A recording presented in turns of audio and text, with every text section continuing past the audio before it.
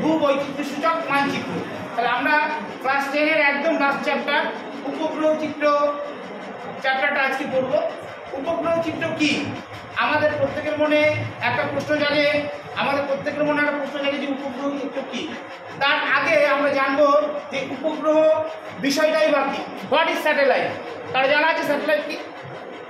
Satellite হচ্ছে সাধারণভাবে কোনো গ্রহের চারপাশে, কি বলছি, কোনো গ্রহের চারপাশে যেটা ঘোরে তাকেই আমরা বলি উপগ্রহ। উপ মানে গ্রহের পাশে ঘুরবে, তাই তো? কার পাশে ঘুরবে? গ্রহের পাশে। এই উপগ্রহ মেইনলি দু রকমের হয়। ক রকম বলছি?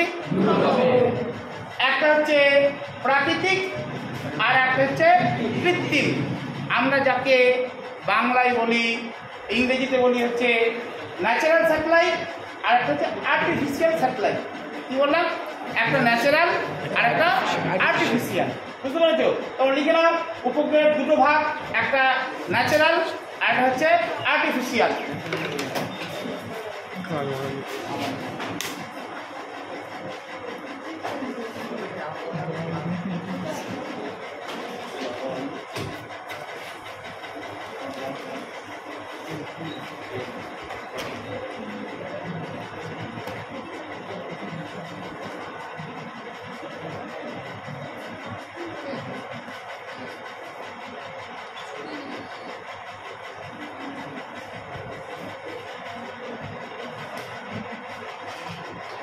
একটু সবাই খেয়াল করবে।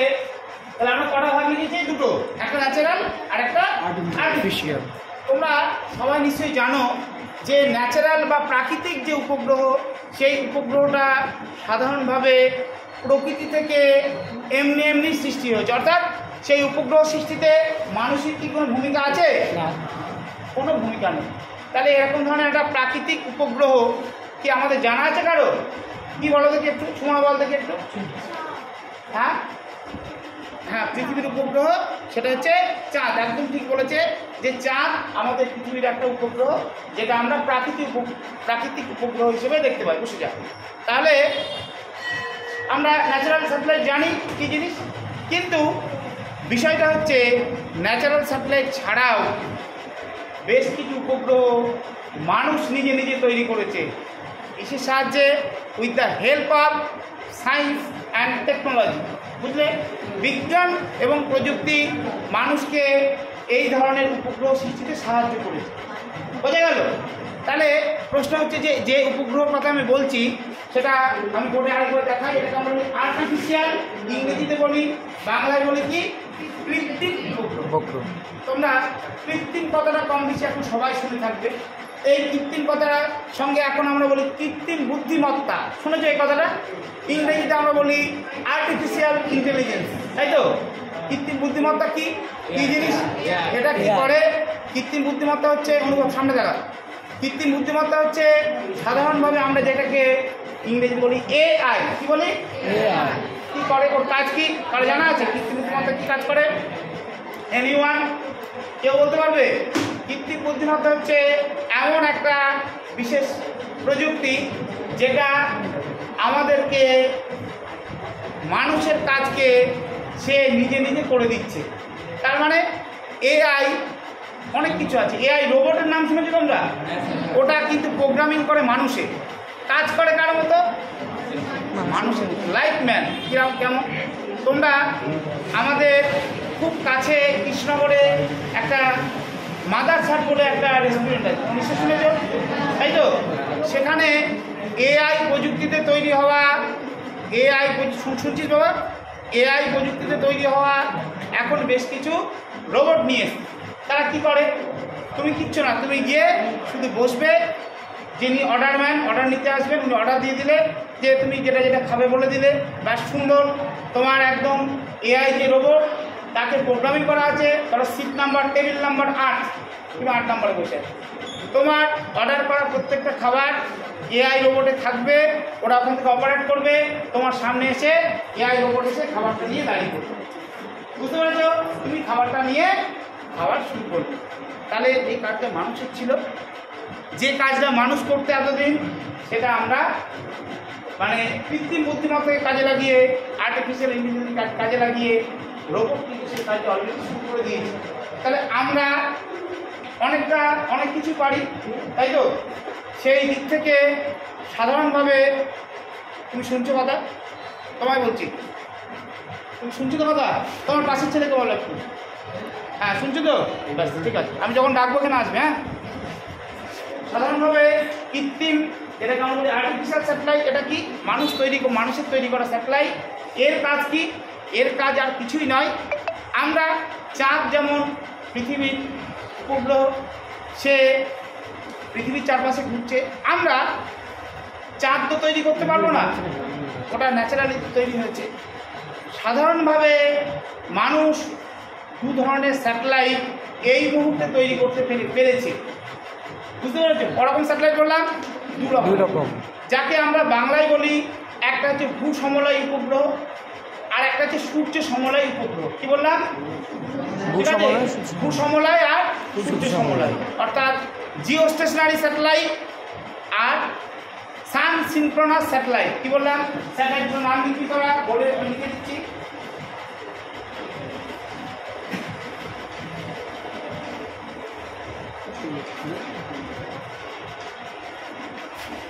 আচ্ছা, আমি এটা লিখছি।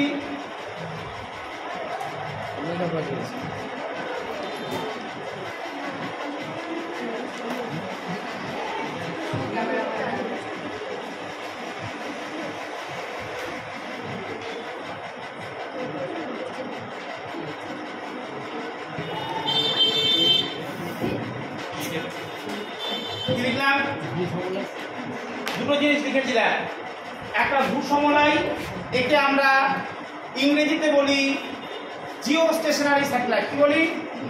Jio stationery satellite. আর একটা কি লিখেছি? সূর্য সমলয়, একে ইংরেজিতে আমরা বলি সান সিনক্রোনাস স্যাটেলাইট। বুঝতে পারলাম? তাহলে কৃত্রিম উপগ্রহ মানুষ তৈরি করলো, কিন্তু যখন সে তৈরি করলো, সে এমনভাবে করলো যে দুরকম উপগ্রহ আমি করব, সে দুরকমের কাজ করবে। কেমন? ধর এখন যদি তোদেরকে আমি বলি যে তোরা একটা কাজ কর, যে মেয়েদের বললাম যে তোমরা একদম এইরকমভাবে সোজাসুজি তোমরা দেখো যে কেউ কথা বলছে কিনা, তাহলে তোমরা কি এরকমভাবে মুভ করবে? ছেলেদের দায়িত্ব দিলাম যে তোমরা এইরকমভাবে মুভ করো, দেখো সামনের দিক থেকে বা সামনের দিকে মেয়েরা কোনো কথা বলছে কিনা। তাহলে কি যারা এই দিক দিয়ে যাতায়াত করছো, তারা কি এই লম্বি জিনিসগুলো দেখতে পারবে ভালো মতো? কি পারবে না? পারবে না।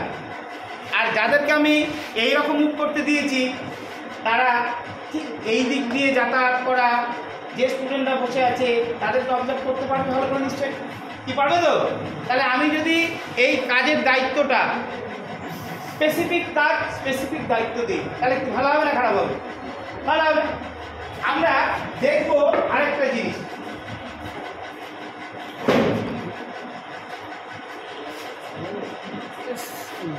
এটা হচ্ছে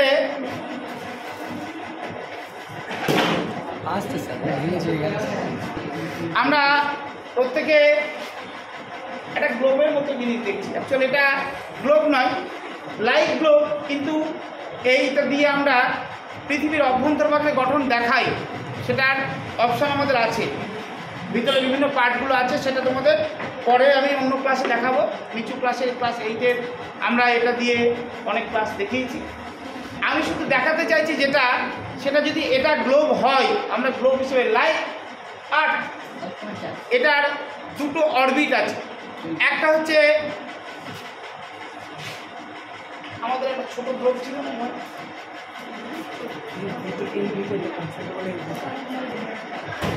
ঠিক আছে? আচ্ছা, একজন দেখো আমাকে একটু পজ কর। হ্যাঁ, পজ কর, স্টার্ট। আমি দুটো অরবিট দেখাবো। কোন দুটো অরবিট? তোমরা প্রত্যেকে জানো এটাকে বলি আমরা ইকুয়েটর, তাই তো? এটাকে আমরা বলি নিরক্ষরেখা। কি বলি আমরা? নিরক্ষরেখা। নিরক্ষরেখা, তাই তো? আর এটা হচ্ছে নর্থ পোল, উত্তর মেরু, আর এটা হচ্ছে সাউথ। পরিষ্কার? এবার যে দুটো কৃত্রিম উপগ্রহ মানুষ আবিষ্কার করেছে, সেই জন্য কৃত্রিম উপগ্রহ দিয়ে তো কিছু কাজ করতে হবে নাকি? আমি এমনি এমনি আবিষ্কার করে দিলাম, দিয়েও কোনো কাজ করছে না, আলটিমেট সেরকম মানে উপগ্রহ রেখে তো লাভ নেই। তাহলে এই যাতে কাজ করতে পারে তার জন্য অনুভব একটু খেয়াল কর, হ্যাঁ, মন দিয়ে, ভালো লাগবে। দেখ, তাহলে আমরা সেটা থেকে ফলো করবো। একদম প্রথম যেটা বলেছি, কি বলেছে এটা? ভূ সমলয় উপগ্রহ। এটাকে আমরা ইংরেজিতে বলি জিও স্টেশনারি স্যাটেলাইট। কি বললাম আমরা? Geostationary satellite. তার মানে এই উপগ্রহটা পৃথিবীর কোন জায়গায় আছে ভালো করে খেয়াল কর। এটা নিরক্ষরেখা, এই নিরক্ষরেখার ঠিক চারপাশ দিয়ে যে উপগ্রহগুলো ঘুরছে, বুঝলি কি বললাম? এই নিরক্ষরেখার চারপাশ দিয়ে ঘুরবে। তাহলে ঘুরলে কি করবে? এর কাজ কি হবে? এই অঞ্চলের যে ছবিগুলো সে ক্যাপচার করবে, বুঝতে পারলাম? তাহলে উপগ্রহ ধর এমন তৈরি করলাম আমি, ও একবার উপরে উঠে গেল, একবার নিচে উঠে গেল, একবার সাইডে ঘুরলো, তা নয়। উপগ্রহের একটা নির্দিষ্ট কক্ষপথ দরকার হয়, তাকে চলাচলের একটা পথ দিতে হবে। আমরা রাস্তা দিয়ে হেঁটে যাই, রাস্তা দিয়ে সাইকেল নিয়ে যাই, মোটর সাইকেল নিয়ে যাই, আমাদের যাতায়াতের পথ আছে। উপগ্রহকেও একটা নির্দিষ্ট পথ দিতে হয়, যে পথ ধরে সে কী করে? চলাচল করে। তার মুভমেন্টের রাস্তা দরকার, তাকে আমরা বলি কক্ষপথ। সেই পথ দিয়ে সে চলাচল করছে। অর্থাৎ যে উপগ্রহগুলো ঠিক নিরক্ষরেখার থেকে 35 থেকে 36,000 কিলোমিটার উঁচুতে অবস্থান করছে এবং পৃথিবীর আবর্তন গতির সঙ্গে তাল রেখে ও ঘুরে চলেছে, সেই উপগ্রহকে আমরা কী নামে ডাকি? কী বললাম বল? জিও স্টেশনারি স্যাটেলাইট, বা বাংলায় কী বলি?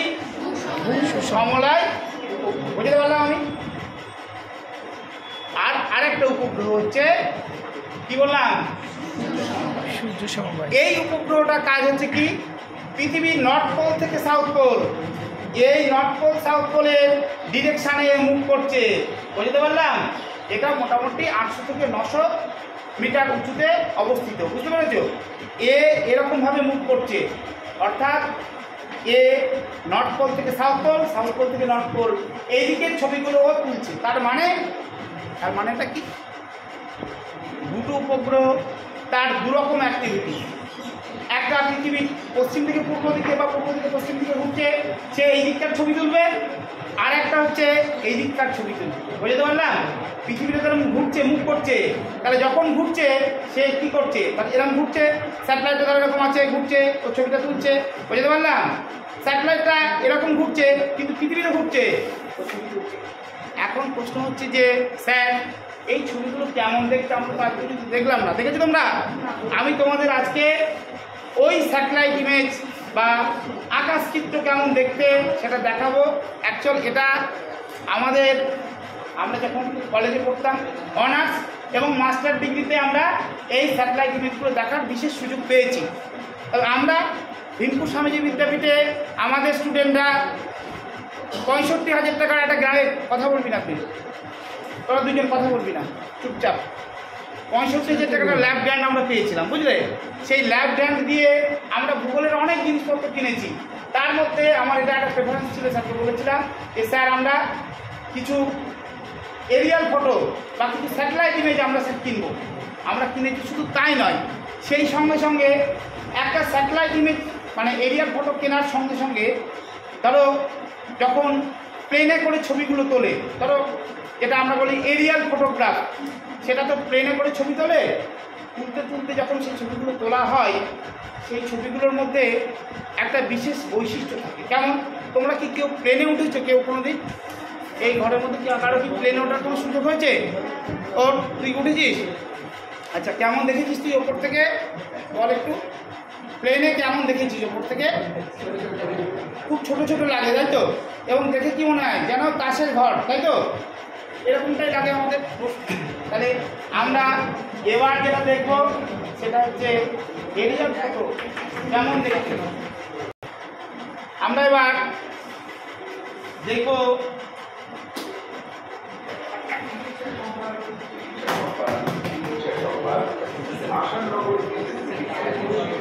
আমরা এখন দেখবো সেটা হচ্ছে এরিয়াল ফটোগ্রাফ। এটাকে আমরা কি বলি? Aerial photograph. এটা হচ্ছে আমরা সাধারণভাবে প্লেনের সাহায্যে, প্লেন যখন আকাশ দিয়ে যায় সেই প্লেনের মধ্যে খুব উন্নত মানের ক্যামেরা থাকে। কী থাকে বললাম? উন্নত মানের ক্যামেরা। সেই উন্নত মানের ক্যামেরা দিয়ে যখন ও ওপর দিয়ে যায় তখন ভূপৃষ্ঠের ছবিগুলো তুলতে তুলতে তুলতে তুলতে চলে যায়। বুঝতে পারলাম?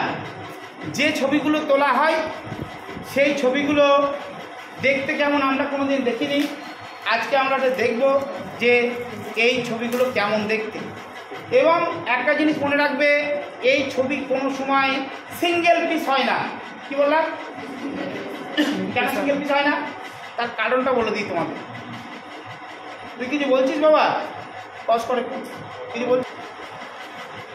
আমি বলছিলাম যে আমরা এরিয়াল ফটো যেটা দেখি সেটা 2 পিস থাকে। কটা পিস বললাম? 2 পিস। দেখতে পাচ্ছ?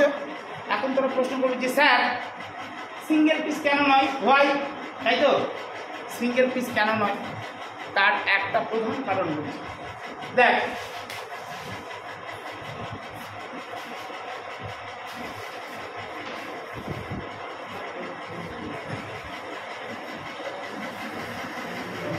একটু এটা লিখে নিয়ে আসতে পারবো। এটাকে যদি আমি এ ধরি, এটার নাম বি, তাই তো? যখন এই ছবিটা ওপরে থেকে এরকম ধরনের তুলতে তুলতে যাওয়া হয় প্লেন থেকে যখন তুলতে তুলতে যাওয়া হয় তখন একটা ঘটনা আমরা বিশেষভাবে দেখতে পাই। সেটা কি? সেটা হচ্ছে প্রথম ফটোটা যখন তোলা হলো ক্যামেরা দিয়ে, তখন এই ফটোটার পুরো পোর্শনটা তোলা হয়েছে। এবার ধরো ক্যামেরাটা তখন ঠিক মানে প্লেনের ক্যামেরাটা তখন ঠিক এই পজিশনে ছিল, তাহলে ছবিটা তুললো, টোটালটা উঠেছে। এইবার প্লেনটা জাস্ট মুভ করেছে, এইটুকু মুভ করেছে। যেই একটু মুভ করলো এই পোর্শনটুকুর ছবি আবার এই 2 নাম্বার সিটে সেম একই রকম ছবি উঠবে। বুঝতে পারলাম আমি? অর্থাৎ একটা ছবির একটা দিকের পোর্শনের পার্ট যেটুকু ছবি উঠেছে 2 নাম্বার বি চিত্রটার এইটুকু পার্ট সেম একই উঠবে। কেন? কারণ যখন উপর দিয়ে প্লেনটা এরকম মুভ করছে, ক্যামেরা তখন কী করছে, ছবিটা তুলতে তুলতে তুলতে তুলতে যাচ্ছে। তাহলে ধরো এই পোর্শনটা যেটুকু রয়েছে ক্যামেরা দিয়ে তুললো, তোলার পর এইটুকু অংশ আবার কি হলো, এই ফটোর এইটুকু অংশ সেম। বুঝতে পারলাম আমি? অর্থাৎ এটাকে আমরা বলি সুপার ইম্পোজ কেস। তার মানে একটা ফটোর সেম অংশ আর আরেকটা ফটোর সেম অংশ এক। যদি এরকমটা হয়, এই ম্যাপের একটু আমি বোর্ডে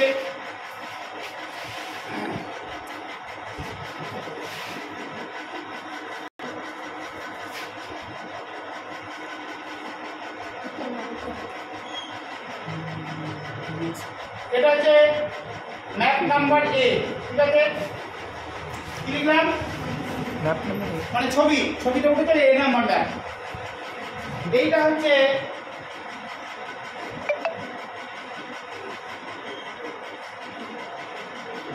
ম্যাপ নাম্বার বি। বুঝতে পারলাম? তাহলে এ আর বি এই দুটো ছবি, এটা যখন ছবি তোলা হয়েছে তখন এই যে পোর্শনটুকু দেখতে পাচ্ছ, এই পোর্শনটুকু, এটা ধরো আমি সাপোজ একটা সিম্বল দিই, তাহলে বুঝতে পারবো। দেখো গোল গোল গোল গোল দিচ্ছি সিম্বল, তাহলে এই ম্যাপটা তোলা হলো, দিয়ে এইটুকু পোর্শন গোল গোল দেখাচ্ছি, মানে বি ম্যাপটা যখন তোলা হয়েছে তখন এইটুকু পোর্শন।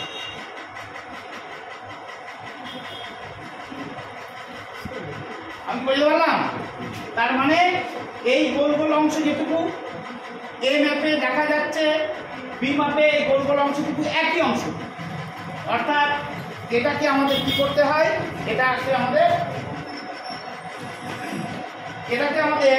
যেটা করতে হবে সেটা হচ্ছে সুপার ইম্পোজ করতে হবে। কি করবো আমরা? Super impose. যদি করতে পারি ওটাকে ভূগোলের পরিভাষা বলা হয় ফিউশন। কি বলি আমরা? ফিউশন মানে মেলানো। অর্থাৎ এ ম্যাপের কোন পয়েন্টটা আর বি ম্যাপের কোন পয়েন্টটা এই সেম পয়েন্ট দুটোকে মেলাবো। কি দিয়ে? With the help of stereoscope. কি বললাম? With the help of stereoscope. Stereoscope হচ্ছে এমন একটি বিশেষ যন্ত্র যার সাহায্যে আমরা এরিয়াল ফটোকে সুন্দর করে দেখতে পারি। তাহলে এখন প্রশ্ন যে স্যার স্টিরিওস্কোপ কেমন জিনিস, তো আমরা দেখিনি, কোনো কি দেখেছ আগে? তাহলে একটু স্টিরিওস্কোপ কি দেখালে কি তোমাদের ভালো হবে? কি বলছো? হ্যাঁ স্যার। তাহলে একটু আমরা স্টিরিওস্কোপ যন্ত্রটাকে দেখব। স্টিরিওস্কোপ অনেক রকমের হয়। এটা হচ্ছে আমরা যে স্টিরিওস্কোপটা স্কুলে কিনেছি সেটা হচ্ছে পকেট স্টিরিওস্কোপ, অর্থাৎ এটা পকেটের মধ্যে করে আমরা বিভিন্ন জায়গায় নিয়ে যেতে পারি, অর্থাৎ ক্যারি করা খুব সহজ। এছাড়াও আরেকটু বড় বা তার থেকেও বড় স্টিরিওস্কোপ হয়, সেগুলো আরও উন্নত মানের। এটার দাম খুব বেশি নয়, সম্ভবত 1000-1000 মধ্যে একটা স্টিরিওস্কোপের দাম। আমরা কিনেছি শুধু তোমাদের কথা ভেবে, যে তোমাদেরকে যদি এটা দেখানো যায় তাহলে তোমরা পাঠ্য বই যেটা পড়ছো একদম সিম্পল থিওরি, সেটা থেকে অনেকটা ডিফারেন্ট লাগবে, অর্থাৎ তোমাদের ভালো লাগার জায়গাটা আরেকটু বেশি লাগবে। কি তাই তো? যে স্যার আমরা এরিয়াল ফটো দেখেছি চোখে, মনে হবে তোমাদের স্যার আমরা স্টিরিওস্কোপটাও দেখেছি চোখ, তোমার দেখার কথা নয় কিন্তু, ওটা অনার্সের বা মাস্টার ডিগ্রি লেভেলের ছেলেপেলের দেখার কথা। যে স্যার আমরা ওটা অলরেডি দেখে ফেললাম, তাহলে তোমাদের ভালো লাগার জায়গাটা আরও বেশি ভালো লাগবে। তাই তোমাদের কথা ভেবে আমি এই বিশেষ যন্ত্র একটু রিড নিয়ে আসবি। এই বিশেষ আমরা সবাই দেখতে পাচ্ছি, তোমরা দেখতে পাচ্ছ এর দুটো স্ট্যান্ড আছে এবং এর দুটো বিশেষ কাঁচ বা মিরর আছে। প্রশ্ন হচ্ছে যে স্যার এই কাঁচ দুটো দিয়ে আমরা কি করব? এই কাঁচ দুটো দিয়ে আমরা দুটো চোখ রাখবো। কোথায় রাখবো? স্যার ম্যাপে রাখবো। কোন ম্যাপে রাখবো? এই যে দুটো এরিয়াল ফটো আমি রেখেছি, এই দুটো ম্যাপে রাখবো। স্যার কীভাবে রাখবো? এমনি এমনি রাখলে কি দেখা যাবে? না। উত্তর হচ্ছে কি না। তাহলে আমাদের বিশেষ পদ্ধতি আছে, সেই পদ্ধতিটাকে আমরা বলি ফিউশন। কি বলি?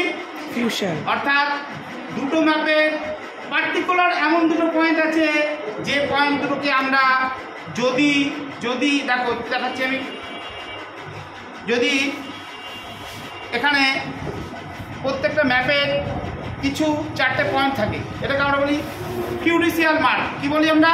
ফিউশন। অর্থাৎ একটা ম্যাপের 4টে কোণায় 4টে খাঁজ কাটা দাগ থাকে। এই 4টে পয়েন্টকে যদি আমি স্কেল দিয়ে দাগ কাটি, তাহলে কি মিডলে একটা পয়েন্ট পাবো না? পাবো না? এটা তো পাওয়া যাবে, এটা তো পাওয়া যাবে, এটা তো পাওয়া যাবে। ওই দাগগুলো কেটে আমরা মিডল পয়েন্টটা আমরা ডিমার্কেট করতে পারি। সেই সঙ্গে সঙ্গে এই ম্যাপ দুটোকে যদি আমরা কি করতে পারি, যদি আমরা প্রপার ওয়েতে কি করতে পারি, ফিউশন করতে পারি। কিভাবে করব? এটা থাকবে ওপরে আর ম্যাপ দুটো থাকবে নিচে, দিয়ে আমরা চোখ দিয়ে দেখবো এরকম। হ্যাঁ, যদি ফিউশন হয়ে যায় ব্যাস কি দেখতে পাবো আমরা?